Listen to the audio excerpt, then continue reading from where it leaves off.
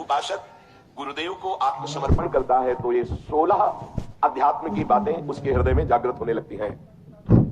जब कोई उपासक गुरुदेव को आत्मसमर्पण कर देता है तो ये 16 अध्यात्म की बातें उसमें जागृत हो जाती है, सीखना नहीं पड़ता।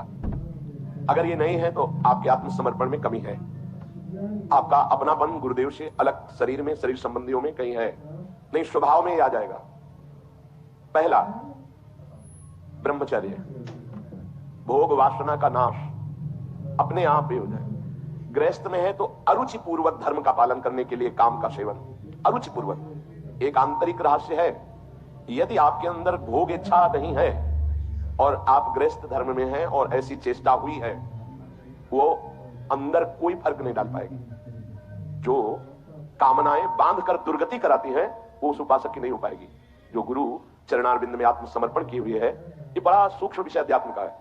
इच्छा का ना होना और फिर कोई क्रिया होना तो उसका कोई प्रभाव नहीं पड़ता। कोई क्रिया नहीं हुई लेकिन इच्छा है, उसका प्रभाव पड़ेगा। क्रिया है धर्म पूर्वक हो रही काम की, पर कोई प्रभाव हृदय में नहीं पड़ेगा। ये आंतरिक अध्यात्म का सूत्र है। इच्छा ही बंधन कारक है। जो गुरुदेव का परब्रह्म भाव से आत्मसमर्पण करते हुए चलता है सतमार्ग में, तो पहला लक्षण जागृत होता है कि उसकी भोग वासना पर अंकुश हो जाता है, वो ब्रह्मचर्य पर ध्यान देने लगता है। ब्रह्मचर्य ये समस्त साधनों की नींव है। जिसका ब्रह्मचर्य ठीक नहीं, उसकी दिनचर्या तो एक जैसी बराबर चल ही नहीं सकती।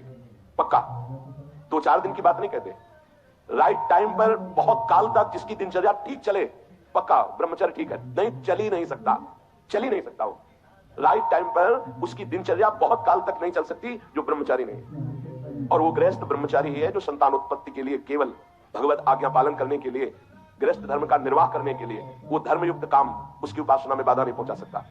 पर व्यभिचार भावना, ये गुरु शरणागत होते ही पहला अंकुश इंद्रियों पर लगता है कि वो भोग वासनाओं से निवृत्त, ब्रह्मचर्य।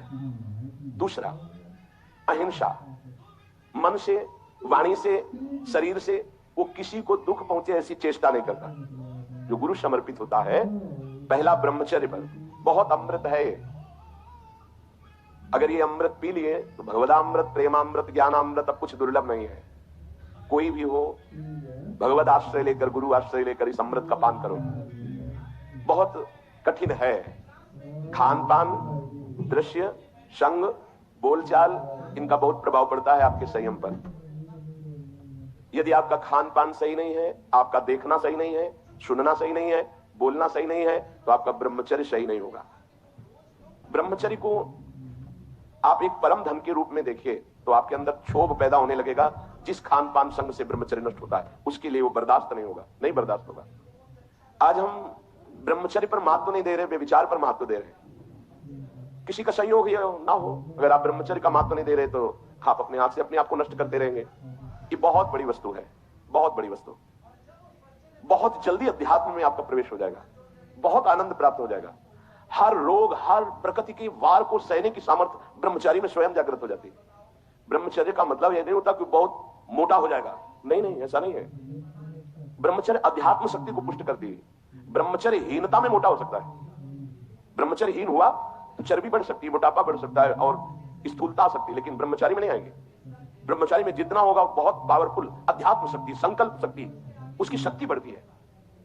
अगर कहीं बाल्यावस्था से कुछ वर्षों तक ब्रह्मचर्य ठीक रखा जाए और प्राणवायु का संशोधन, प्राणायाम होता रहे, तो भगवत चिंतन करने वाले उपासक की फिर ऊर्ध्वगामी ब्रह्मचर्य हो जाता है।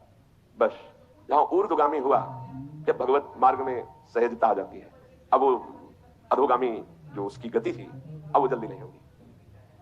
ऐसे ऐसे उपासक 10-10 वर्ष हो जाते हैं, कभी स्वप्न दोष नहीं होता। 10-10 वर्ष क्यों? क्योंकि उसका चिंतन नहीं होना चाहिए। मनोवाह नाड़ी जो शरीर के अंदर है, जैसे दूध में घी समाया हुआ है, वो कहीं एक स्थान पे नहीं है, ऐसे पूरे शरीर में समाया हुआ है। वो जैसे दूध को हम उठाकर गर्म करके दही बना के फिर उससे मक्खन निकालते हैं, फिर घी निकलता है, ऐसे एक नाड़ी है मनोवाह, उसमें इतनी चिंतन से गर्मी पैदा होती कि तत्काल पूरे रक्त से वो उसको घसीट लेती है और मनोवाह नाड़ी फिर उसे बाहर कर देती है। चिंतन आपका ठीक हो, तभी कहा इच्छा रहित तो कुछ नहीं बिगड़ने वाला। संत सदगुरुदेव का आश्रय लेने पर सबसे पहला कदम ब्रह्मचर्य पर होता है।